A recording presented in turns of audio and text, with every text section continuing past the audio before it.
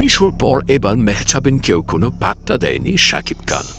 গতকাল জমকালো আয়োজনের মধ্য দিয়ে অনুষ্ঠিত হল মেয়ের প্রথম আলো অ্যাওয়ার্ড অনুষ্ঠান।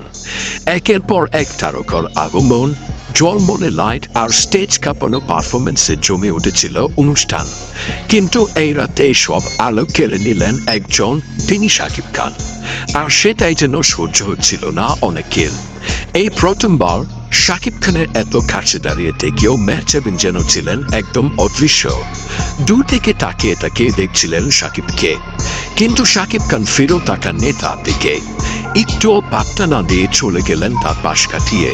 এই অনুষ্ঠানে আফরান নিশোকেও সেম পজিশনে রাখলেন শাকিব খান। দুইজন দুই দিক থেকে চেষ্টা করলেন আকর্ষণ পাওয়ার, কিন্তু মেগাস্টার শাকিব খান যেন বুঝিয়ে দিলেন এই ইন্ডাস্ট্রিতে তিনি একাই রাজা।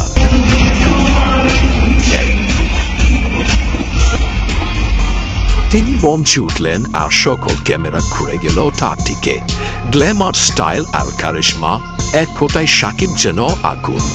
এই ঘটনাগুলো দেখে অনেকেই বলছেন শাকিব খান যখন স্টেজে থাকেন অন্য কেউ কখনো আলোচনা করতে পারবে না। সত্যি বলতে শাকিব খান শুধু একজন নায়ক নন, তিনি একটি প্রতিষ্ঠান, একজন megastar. So viewers, Afran Nisho ও মেহজাবিনকে এই অবস্থায় দেখে আপনাদের কেমন লাগছে তা জানিয়ে ফেলুন ভিডিও নিচের কমেন্ট বক্সে। আর ভিডিওটি ভালো লাগলে অবশ্যই একটি লাইক করবেন।